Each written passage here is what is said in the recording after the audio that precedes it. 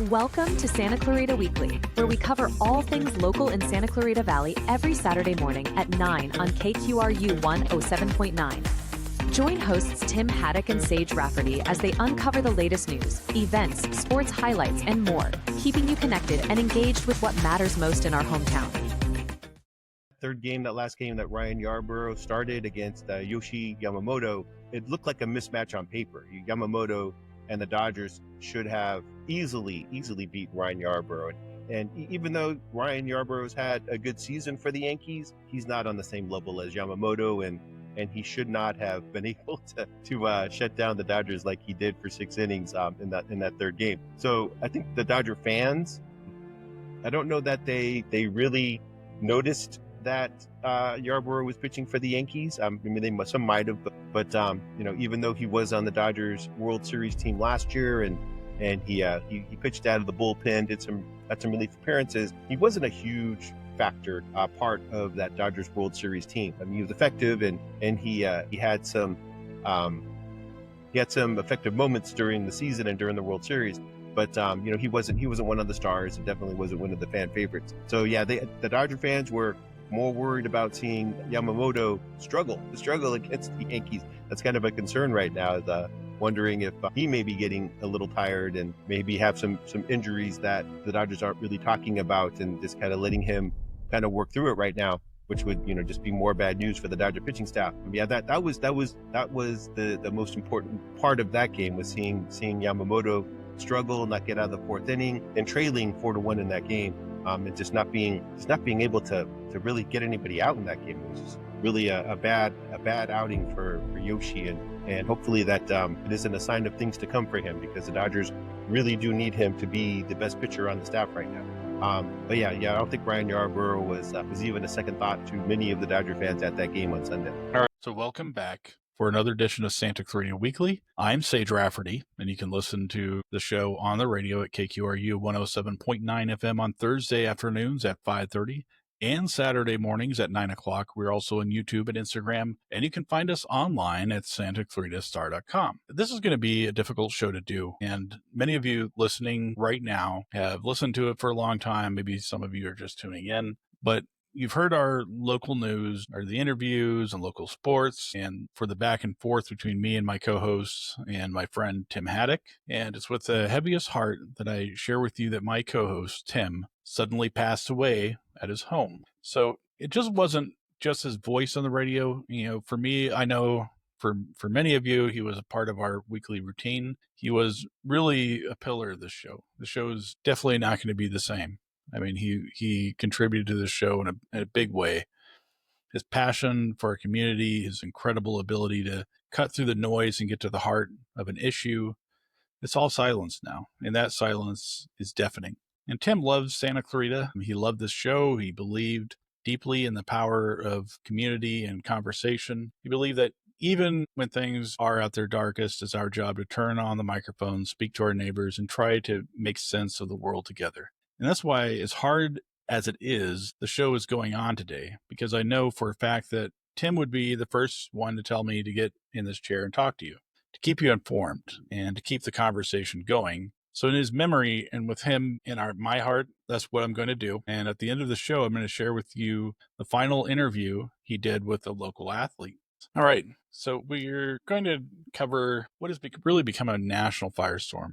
And it's sparked right here in Southern California, right here in Los Angeles County. And people have been protesting federal immigration raids in Los Angeles. And today we have massive protests here in Los Angeles County and in Santa Clarita Valley. The flashpoint has been a series of ICE raids last week, but the federal response has really been overshadowed by some of the protests. By the way, this is only a few square blocks in Los Angeles. A lot of this is happening. A lot of Los Angeles is very peaceful. But despite that, we've seen the deployment of U.S. Marines in the streets of Los Angeles and a war of words that led President Trump endorsing the arrests of Governor Newsom and L.A. Mayor Karen Bass. And that rhetoric and the deployment of over 700 Marines to Los Angeles prompted a primetime address from Governor Newsom earlier this week, condemning the move as an unlawful militarization. I want to say a few words about the events of the last few days.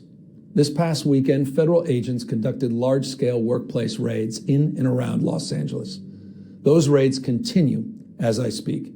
California is no stranger to immigration enforcement, but instead of focusing on undocumented immigrants with serious criminal records and people with final deportation orders, a strategy both parties have long supported, this administration is pushing mass deportations, indiscriminately targeting hardworking immigrant families, regardless of their roots or risk. What's happening right now is very different than anything we've seen before. On Saturday morning, when federal agents jumped out of an unmarked van near a Home Depot parking lot, they began grabbing people, a deliberate targeting of a heavily Latino suburb. A similar scene played out when a clothing company was raided downtown. In other actions, a U.S. citizen, 9 months pregnant, was arrested. A 4-year-old girl taken. Families separated. Friends quite literally disappearing. In response, everyday Angelenos came out to exercise their constitutional right to free speech and assembly, to protest their government's actions. In turn, the state of California and the city and county of Los Angeles sent our police officers to help keep the peace. And with some exceptions, they were successful. Like many states, California is no stranger to this sort of unrest. We manage it regularly and with our own law enforcement. But this, again, was different. What then ensued was the use of tear gas, flashbang grenades, rubber bullets, federal agents detaining people and undermining their due process rights. Donald Trump, without consulting California law enforcement leaders, commandeered 2,000 of our state's National Guard members to deploy on our streets, illegally and for no reason. This brazen abuse of power by a sitting president inflamed a combustible situation, putting our people, our officers, and even our National Guard at risk. That's when the downward spiral began. He doubled down on his dangerous National Guard deployment by fanning the flames even harder. And the president, he did it on purpose. As the news spread throughout LA, anxiety for family and friends ramped up. Protests started again. By night, several dozen lawbreakers became violent and destructive. They vandalized property. They tried to assault police officers. Many of you have seen the video clips of cars burning on cable news. If you incite violence, I want to be clear about this. If you incite violence or destroy our communities, you're going to be held to account. That kind of criminal behavior will not be tolerated, full stop. Already more than 220 people have been arrested, and we're reviewing tapes to build additional cases, and people will be prosecuted to the fullest extent of the law.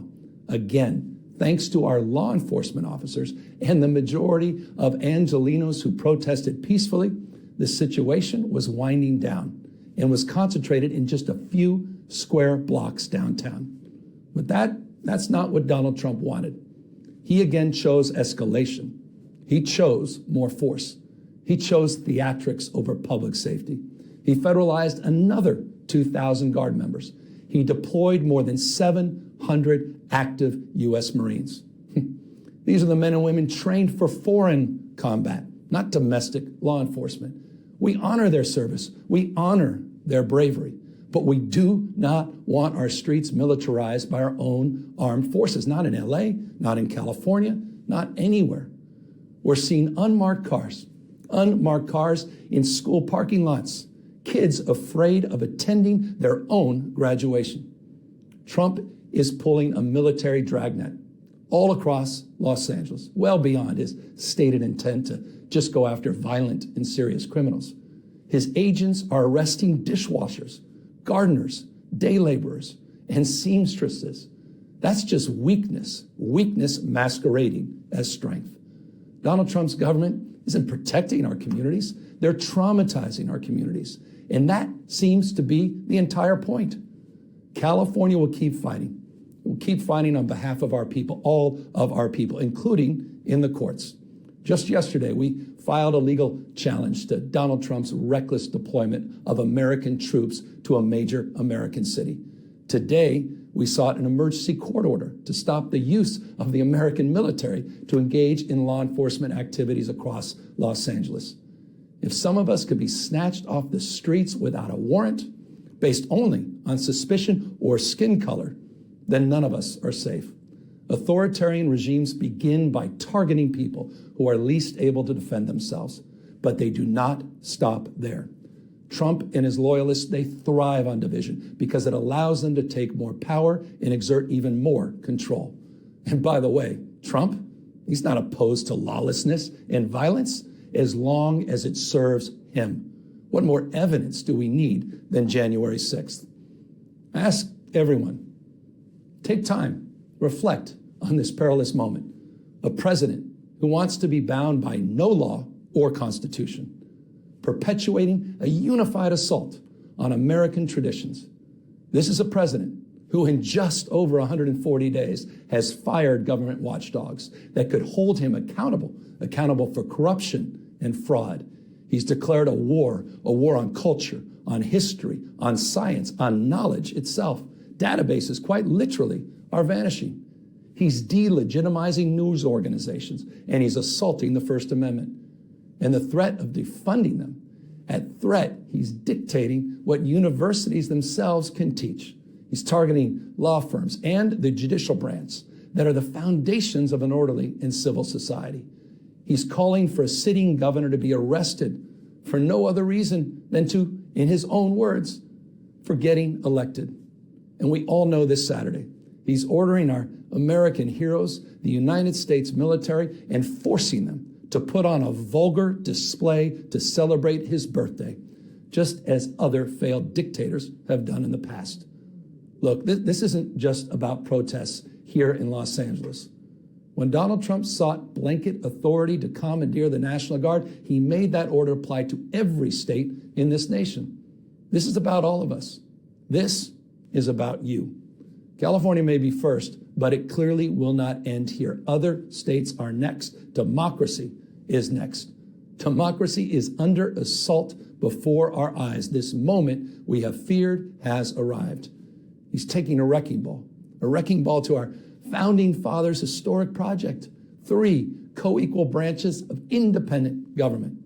There are no longer any checks and balances. Congress is nowhere to be found. Speaker Johnson has completely abdicated that responsibility. The rule of law has increasingly been given way to the rule of Don.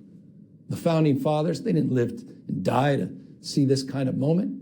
It's time for all of us to stand up. Justice Brandeis, he said it best. In a democracy, the most important office, with all due respect, Mr. President, is not the presidency, and it's certainly not governor. The most important office is office of citizen. At this moment, we all need to stand up and be held to account, a higher level of accountability. If you exercise your First Amendment rights, please do it peacefully. I know many of you are feeling deep anxiety, stress, and fear, but I want you to know that you are the antidote to that fear and that anxiety. What Donald Trump wants most is your fealty, your silence to be complicit in this moment. Do not give in to him. So just this week at a press briefing with DHS Secretary Kristi Noem, California Senator Alex Padilla was asking Noem questions when he was tackled and handcuffed by federal officers. I'm Senator Alex Padilla. I have questions for the Secretary, because the fact of the matter is a half a dozen violent criminals that you're rotating on your heads off. Hi everyone, this is Senator Alex Padilla. I want to begin this video by just saying thank you to everybody who's reached out to me, to Angela, to my office, expressing your support because of what's happened today. It means the world to me. I certainly have heard your support and I feel your support, so thank you. For those who may not be aware, I was in the federal building in Los Angeles today for a scheduled briefing with representatives of Northern Command because of what's been happening in Los Angeles and Donald Trump's unacceptable escalation of tension here in Los Angeles as the Department of Homeland Security has continued to increase the cruelty and the extremism of their immigration enforcement operations. While I was waiting for the briefing, I learned that just down the hall from where I was, Secretary Noem from the Department of Homeland Security was having a press conference. Now, Secretary Noem and the department we have been calling on and we have been sending letters to since the beginning of the year requesting more information as to what and why they are doing, with little to no response. And so I thought, let me go over there, listen in on the press conference. Maybe they're sharing some important information. While I did that, escorted over there by a National Guardsman and an FBI agent, I just heard nothing but increasing political rhetoric. Not once, but on multiple occasions. They're claiming that, well, they're there in full force in Los Angeles because they need to rescue the people of Los Angeles from the governor and from the mayor. And I just couldn't accept the rhetoric anymore. So I had the audacity to try to ask a question. I introduced myself. I'm Senator Alex Padilla, and I have a question. And it took all of maybe a second for multiple agents to forcibly remove me from the room, to pin me on the ground and handcuff me. Now, I'm okay. For people who are wondering how I'm doing, I'm okay.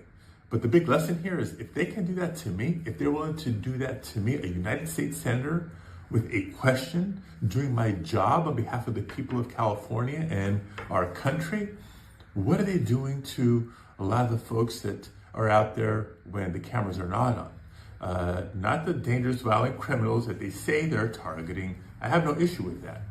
But I'm talking about all the otherwise law-abiding, undocumented immigrants who are so key to our economy and so valued in our communities.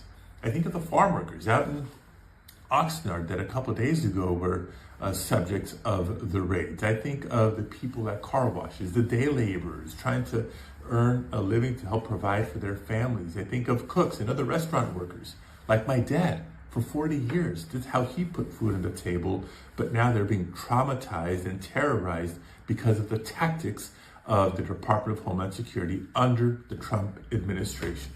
So we're going to continue our job of oversight and to hold Donald Trump accountable, because what we've seen here cannot be normalized. It is not normal, and we shouldn't act normal.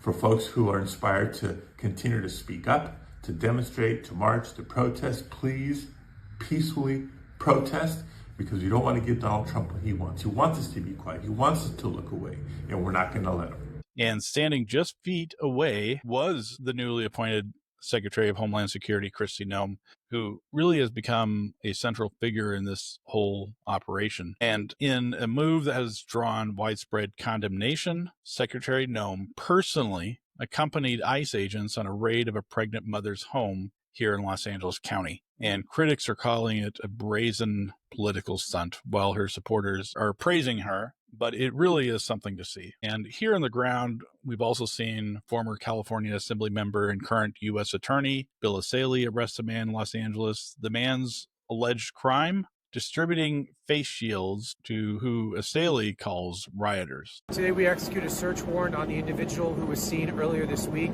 distributing face shields to suspected rioters down in Los Angeles. We have made it a huge priority to try to identify, locate, and arrest those who are involved in organizing, supporting, funding, or facilitating these riots that they're going on. It appears they're well orchestrated and coordinated and well funded, so we want to understand who these people are and where this organization is coming from. And today was one of those first arrests, the key arrests that we did. But these events have culminated in what's happening right now today. And the No Kings protests are underway as of this recording. We're recording on Saturday. They're underway across the country. And for those of you here in Santa Clarita, that protest happened on Saturday at the corner of Valencia Boulevard and McBean Parkway. Crowds gathered there and also in downtown Los Angeles for what organizers are calling a stand against Donald Trump's authoritarian takeover of the U.S. government. And as thousands protest nationwide, President Trump is celebrating his birthday in Washington, D.C. with a massive military parade. Officially, it's called the Salute to the Army's 200th birthday, with tanks and military hardware rolling through the nation's capital. Critics have pointed out that the timing, calling it a aggrandizing show force in the face of widespread civil unrest. And the president has long wanted a parade like this, once saying it would make for great TV.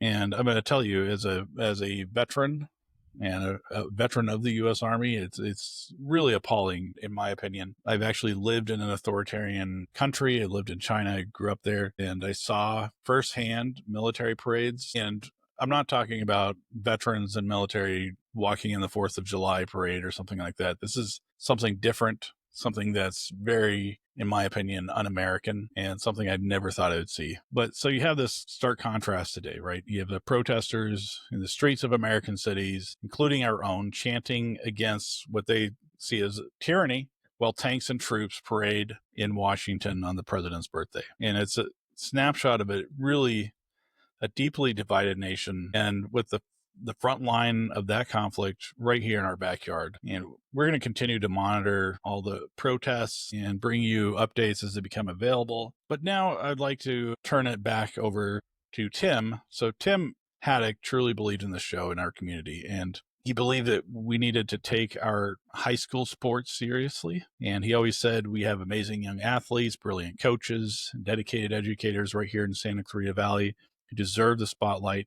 He wanted to move past just reading the scores, and he wanted to tell their stories. So he would have been fired up to talk about the West Ranch softball team this week, and their championship game was a story of incredible heart and resilience, and we actually did cover that last week. Tim had recorded an interview with one of the key players from that game, Torrey Price. It was supposed to air on last week's show, but I couldn't find it at the time. Well, I did find that interview now. And listening to it, I knew I had to share it with you. And it is pure Tim, is exactly what he wanted this show to be. But first, to set the stage for the interview, let's recap that incredible championship game. And for those of you who tuned in last week, you know, this was a heartbreaker. The West Ranch Wildcats played a tight nail-biter of a game against the St. Bonaventure for the CIF Southern Section Division 5 title. It was a roller coaster from the start. West Ranch exploded for a 6-0 lead, with 5 of those runs coming in a huge third inning, capped by a 2-run single from Gretchen Rowan. Felt like they had all the momentum, but St. Bonaventure refused to quit, roaring back with 5 runs of their own in the 5th to tie it all up at 6-6. And West Ranch didn't fold. In the very next inning, the 6th shortstop, Torrey Price, hit a triple, and she was then brought home on a sacrifice fly by Ava Esparza, putting the Wildcats back on top 7-6. But St. Bonaventure, however, managed to tie it again in the 7th, sending the championship game into extra innings in the bottom of the 8th. With 2 outs, they managed to push across the winning run. The final score 8-7. And, you know, we did have an interview last week. If you want to watch that, it was Coach Mike Merlees said after the game that his team never quit. And you can see why, because Price was instrumental, going 2 for 4 and scoring 2 runs. Rowan pitched the entire game and drove in 2 runs. And it was a total team effort. But Torrey Price played a huge role in both of these rallies and was a rock at shortstop the entire game. And after that incredible performance, she spoke with Tim. This is the interview that Tim wanted all of you to hear. Here is West Ranch's Torrey Price speaking with Tim Haddock. It was tough. It was definitely a very mental part of the game. But you just got to stay in there. And we did. And the outcome didn't come our way. Okay. And the coaches all told you this was a tough game to lose. It was a great game to watch. Very exciting game to watch. Tell me about your season. Tell me about reaching this point in your season. And what did this team accomplish? Did it accomplish what you thought it would, or did it exceed expectations? It definitely exceeded my expectations. We weren't supposed to go this far. We weren't even supposed to get how far we did in league. So it was very exciting for my first year in high school. Okay. And that was West Ranch shortstop Torrey Price in conversation with Tim. And that right there was the Tim Haddock I knew. The one that I was so proud to share this show with. And, I posted on social media this week that Tim was one of the top journalists in Los Angeles County. And I want you all to know that I really meant that. He was so dedicated to the craft of journalism, to getting the story right, to asking the tough questions, and to telling the stories that mattered to our community He made this show what it is. His integrity and his passion are in its DNA. And when the microphone was off, he was just a fan, a deeply passionate, sometimes heartbroken, but always hopeful fan of his teams. He lived and breathed for his Los Angeles Chargers, his Los Angeles Kings, and of course, his beloved Los Angeles Dodgers. He was a great journalist, a great fan, and even a better friend. Tim, we're all going to miss you.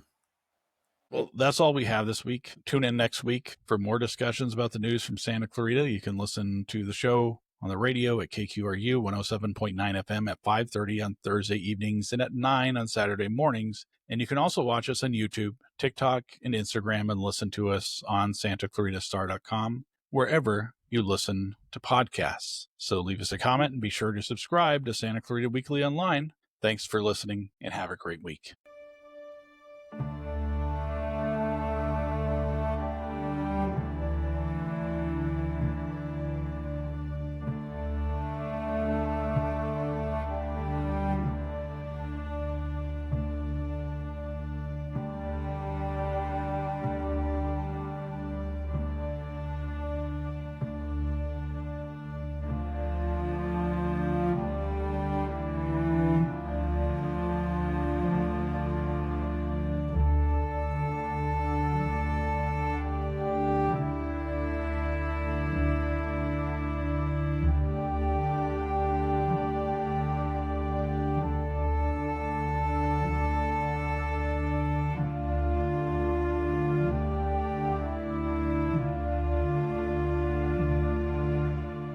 Thank you for listening to Santa Clarita Weekly.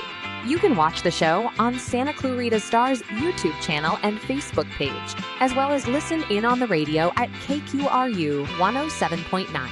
Visit SantaClaritaStar.com for more content and tune in right here to KQRU 107.9. A new voice for Santa Clarita.